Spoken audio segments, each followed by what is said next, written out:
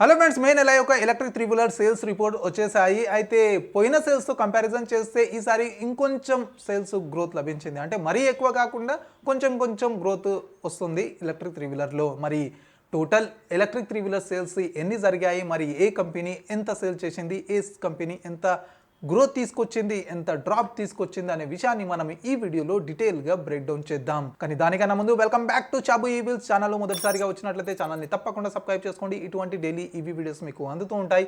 అదేవిధంగా వీడియో నచ్చినట్లయితే like and share చేయడం మాత్రం మరవకండి. ఇక ఆలస్యం చేయకుండా మొదలెడదామా? అయితే ఫ్రెండ్స్, పోయిన సేల్స్ గురించి మాట్లాడుకున్నట్లయితే ఏప్రిల్ నెలలో మార్చి నెలతో కంపారిజన్ చేస్తే 4% గ్రోత్ మాత్రమే లభించింది ఓవరాల్ ఎలక్ట్రిక్ త్రీ వీలర్ సెగ్మెంట్లో. కానీ L5 కేటగిరీలో మాత్రం కొంచెం సేల్స్ డ్రాప్ అయ్యిండే. కార్గో సెగ్మెంట్లో మరీ టూ మచ్ అయ్యిండే. ప్రతి కంపెనీ మాక్సిమం తన సేల్స్ లూజ్ చేసిండే. మరి ఈసారి ఏ కంపెనీ లూజ్ చేసిందో తెలుసుకునే కన్నా ముందు మనం మే యొక్క టోటల్ సేల్స్ గురించి తెలుసుకుందాము. అయితే మే నెలలో total electric three wheeler sales చూసుకున్నట్లయితే 66,017 యూనిట్లు అమ్ముడుపోయాయి. మరియు ఏప్రిల్ నెలలో 62,533 యూనిట్లు అమ్ముడుపోయిండే. డిఫరెన్స్ చూసుకున్నట్లయితే 3,484 యూనిట్లు ఎక్కువగా అమ్ముడుపోయాయి ఈసారి. మరి ఈ డిఫరెన్స్ పరంగా 5.5% మంత్ ఆన్ మంత్ గ్రోత్ లభించింది. అంటే పోయిన సేల్స్ కన్నా 1.5% ఎక్కువ గ్రోత్ లభించింది.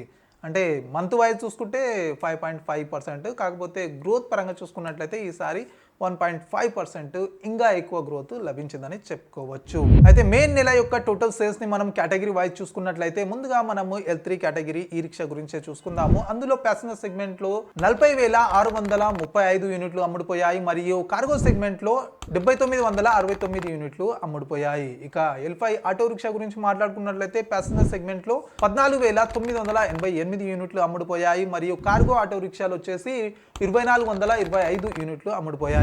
కేటగిరీ వైజ్ గా కూడా పోయిన నెలతో కంపారిజన్ చేసి ఏ కేటగిరీలో ఎంత గ్రోత్ వచ్చిందో చూసుకోవాలనుకుంటే ఈ వీడియోని పోస్ట్ చేసి ఇమేజ్ చూస్తే మీకు అర్థమైపోతుంది. ఓవరాల్ గా చూసుకున్నట్లయితే మనకు ఈసారి ప్యాసింజర్ సెగ్మెంట్ లో L5 కేటగిరీలో మంచి గ్రోత్ వచ్చింది, ఈవెన్ L3 కేటగిరీ కన్నా.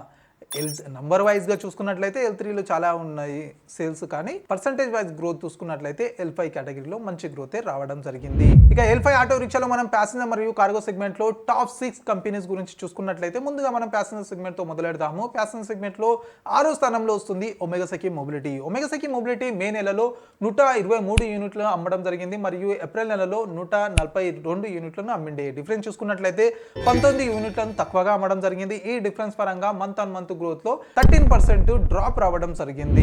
ఒమెగాసకి మొబిలిటీ ప్యాసింజర్ సెగ్మెంట్ లో స్ట్రీమ్ సిటీ ఎనర్జీని 300 కిలోమీటర్ల రేంజ్ తో తెచ్చినాక కూడా సేల్స్ ఇంక్రీజ్ కాకపోవడానికి రీజన్ ఏంటి అంటే ఓన్లీ బుకింగ్స్ మాత్రమే వీళ్ళు తీసుకుంటున్నారని నాకు వరకు న్యూస్ వచ్చింది. అయితే వీళ్ళు డెలివరీ ఇవ్వడం ఎప్పటి నుంచి స్టార్ట్ చేస్తారో చూడాలి.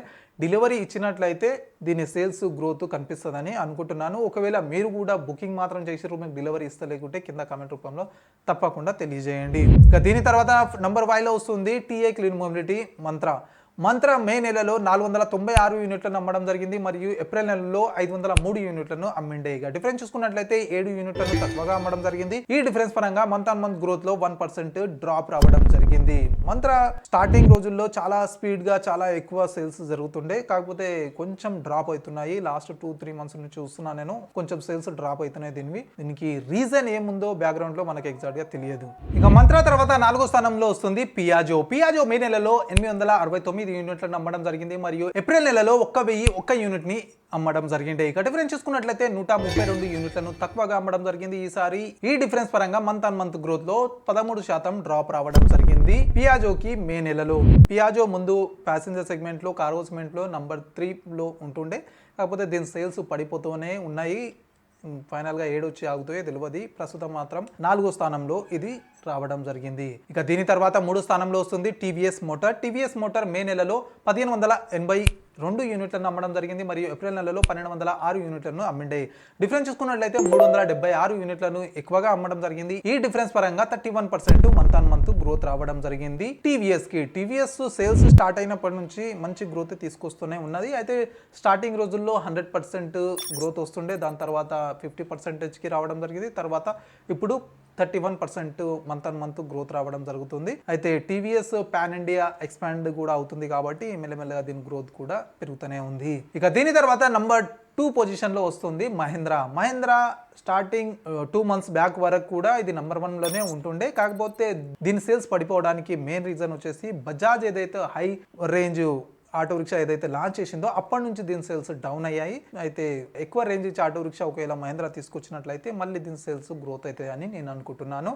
అయితే మే నెల యొక్క సేల్స్ చూసుకున్నట్లయితే 5449 యూనిట్లు అమ్ముడుపోయాయి మరియు ఏప్రిల్ నెలలో 4511 యూనిట్లు అమ్ముడుపోయింది. ఇక డిఫరెన్స్ చూసుకున్నట్లయితే 938 యూనిట్లను ఎక్కువగా అమ్మడం జరిగింది. ఈ డిఫరెన్స్ పరంగా 21% మంత్ ఆన్ మంత్ గ్రోత్ రావడం జరిగింది. సేల్స్ మంత్ వైజ్ డిఫరెన్స్ చూసుకున్నట్లయితే చాలా మంచి గ్రోత్ అయ్యింది మహేంద్రాది. రీసెంట్ గా లిమిటెడ్ ఎడిషన్ ఆటో రిక్షాని కూడా లాంచ్ చేశారు కదా, మంచి స్పెక్స్ తోని లాంచ్ చేశారు. రేంజ్ అయితే అదే ఉంది, కాకపోతే స్పెసిఫికేషన్ మంచిగా ఉన్నాయి. రేర్ వ్యూ కెమెరా అట్లాంటివి కొన్ని ఫీచర్లు ఇవ్వడం జరిగింది. దానివల్ల మళ్ళీ దీని సేల్స్ పెరిగాయని నేను అనుకుంటున్నాను. ఇక హై రేంజ్ ఆటో రిక్షా ఒకవేళ తెచ్చినట్లయితే మళ్ళీ మేబీ నంబర్ 1లో ర్యాంక్ చేయొచ్చు. కానీ ప్రస్తుతం నంబర్ 1 పొజిషన్లో బజాజ్ రావడం జరిగింది. బజాజ్ మే నెలలో 5871 యూనిట్ అమ్మడం జరిగింది మరియు ఏప్రిల్ నెలలో 5131 యూనిట్ని అమ్మిండే. ఇక డిఫరెన్స్ చూసుకున్నట్లయితే 740 యూనిట్లని ఎక్కువగా అమ్మడం జరిగింది. ఈ డిఫరెన్స్ పరంగా 14% మంత్ ఆన్ మంత్ గ్రోత్ రావడం జరిగింది. బజాజ్కి ప్యాసింజర్ సెగ్మెంట్లో చాలా మంచి గ్రోత్ రావడం జరుగుతుంది. ఈ సేల్స్ గ్రోత్ వచ్చేసి రీసెంట్గా 2-3 months నుంచే చూడొస్తున్నాం మనము.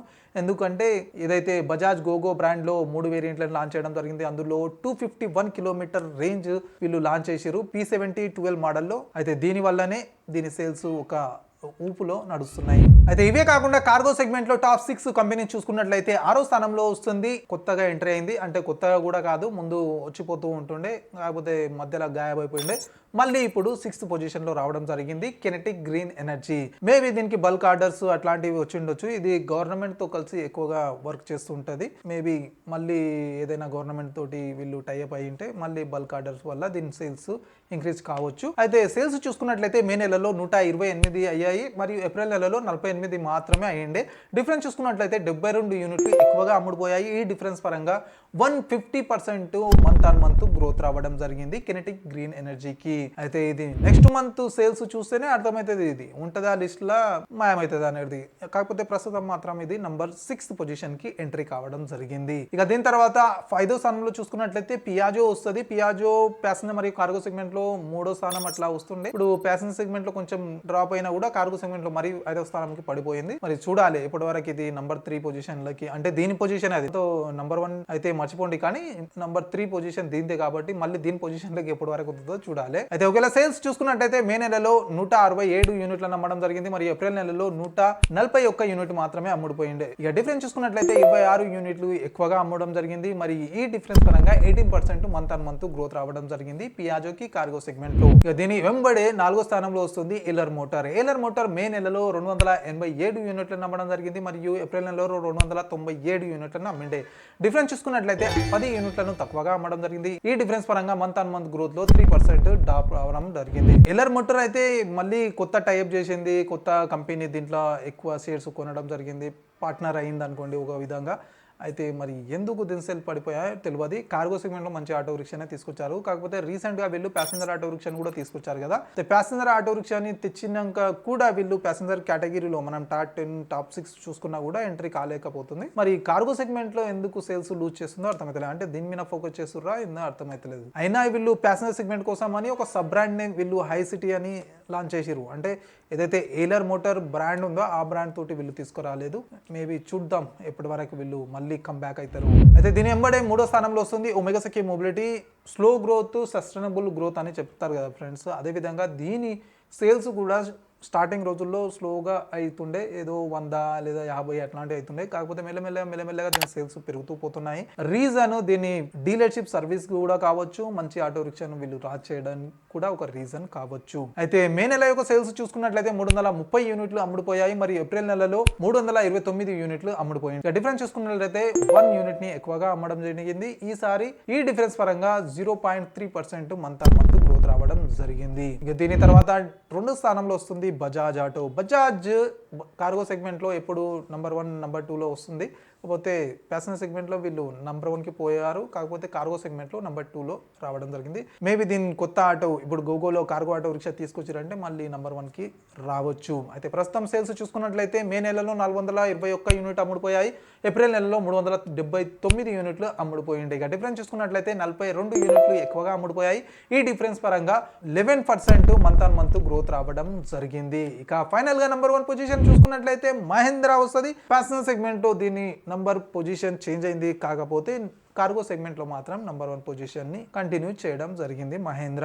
సేల్స్ చూసుకున్నట్లయితే మే నెలలో 565 యూనిట్లను అమ్మడం జరిగింది. ఏప్రిల్ నెలలో 572 యూనిట్లను అమ్మిండే. డిఫరెన్స్ చూసుకున్నట్లయితే 7 యూనిట్లను తక్కువగా అమ్మడం జరిగింది. ఈ డిఫరెన్స్ పరంగా మంత్ ఆన్ మంత్ గ్రోత్ లో 1% డ్రాప్ రావడం జరిగింది. నంబర్ 1 పొజిషన్ లో వచ్చిన తర్వాత కూడా 1% సేల్స్ డ్రాప్ కావడం జరిగింది మహేంద్ర కార్గో సెగ్మెంట్ లో. ప్యాసింజర్ సెగ్మెంట్ లో కొంచెం బెటర్ మంచి గ్రోత్ తీసుకొచ్చింది. కాకపోతే కార్గో సెగ్మెంట్లో కొత్త ఆటోలు ఏవి లాంచ్ అవుతలేవు కదా, మేబీ అది ఒక రీజన్ వల్ల దీని సేల్స్ డ్రాప్ అయ్యాయి. అయితే ఫ్రెండ్స్ ఇవి ఓవరాల్ గా ఎలక్ట్రిక్ 3-వీలర్ కేటగిరీ L5 సెగ్మెంట్ లో ప్యాసింజర్ మరియు కార్గో సెగ్మెంట్ లో టాప్ 6 కంపెనీ. ఇవి కాకుండా ఓవరాల్ ఇండివిజువల్ కంపెనీ యొక్క పర్సంటేజ్ వైజ్ గ్రోత్ చూసుకున్నట్లయితే ప్యాసింజర్ సెగ్మెంట్ లో టీవీఎస్ చాలా మంచి గ్రోత్ తీసుకొచ్చింది 31%. అదేవిధంగా మహేంద్ర వచ్చేసి 21% ప్యాసింజర్ సెగ్మెంట్ లో. అదే కార్గో సెగ్మెంట్ లో చూసుకున్నట్లయితే కెనెటిక్ గ్రీన్ ఈసారి కొత్తగా ఎంట్రీ ఇచ్చింది కదా, 150% గ్రోత్ తీసుకొచ్చింది. మరియు పియాజో 18% గ్రోత్ తీసుకొచ్చింది. అదేవిధంగా మనం ఓవరాల్ డిక్లైన్ చూసుకున్నట్లయితే పర్సంటేజ్ వైజ్ కంపెనీవి పియాజో వచ్చేసి ప్యాసింజర్ సెగ్మెంట్ లో 13% సేల్స్ డ్రాప్ కావడం జరిగింది. మరియు మంత్రాయి వచ్చేసి 1% సేల్స్ డ్రాప్ అయ్యాయి. అదేవిధంగా కార్గో సెగ్మెంట్ లో ఏలర్ మోటార్ 3% సేల్స్ లూజ్ అయ్యింది. మరియు మహేంద్ర 1% సేల్స్ లూజ్ అయ్యింది. ఓవరాల్ గా సేల్స్ కార్గో సెగ్మెంట్ లో ప్యాసింజర్ సెగ్మెంట్ లో కొన్ని కంపెనీస్ లూజ్ అయ్యాయి, కొన్ని కంపెనీస్ గెయిన్ అయ్యాయి. కాకపోతే ప్యాసింజర్ సెగ్మెంట్ లో అయితే మనం 3-వీలర్ సెగ్మెంట్ ఓవరాల్ గా చూసుకున్నట్లయితే మంచి గ్రోతే వచ్చింది. అయితే ఫ్రెండ్స్ ఇది మే నెల యొక్క టోటల్ ఎలక్ట్రిక్ 3-వీలర్ సేల్స్ యొక్క బ్రేక్ డౌన్. అయితే ఈ టోటల్ కంపెనీస్ లో మీ ఫేవరెట్ కంపెనీ ఏది, అదేవిధంగా మీరు యూజ్ చేస్తున్నట్లయితే వీటిలో ఏ కంపెనీ ఆటో రిక్షా మీరు యూజ్ చేస్తున్నారో, ఒకవేళ తీసుకోవాలనుకుంటే ఏ ఆటో రిక్షా తీసుకోవాలనుకుంటున్నారు కామెంట్ లో తప్పకుండా తెలియజేయండి. మరియు ఇవన్నీ కంపెనీస్ యొక్క ఆటో రిక్షాల గురించి మన ఛానల్లో వీడియోస్ అవైలబుల్ ఉన్నాయి కాబట్టి ఏదైనా తీసుకునే ముందు మీరు ఆ వీడియోని చూసినట్లయితే మీకు కొంచెం హెల్ప్ కావచ్చు అని నేను అనుకుంటున్నాను. ఐ హోప్ వీడియో నచ్చింది అనుకుంటా. నచ్చినట్లయితే లైక్ అండ్ షేర్ చేయడం మాత్రం మరవకండి. మరి ఇటువంటి డైలీ ఈవీ వీడియోస్ కోసం ఛానల్ ని తప్పకుండా సబ్స్క్రైబ్ చేసుకోండి. మరి కలుద్దాం అతి త్వరలో మరి ఒక కొత్త ఈవీ వీడియోతో. Until then bye bye and see you soon.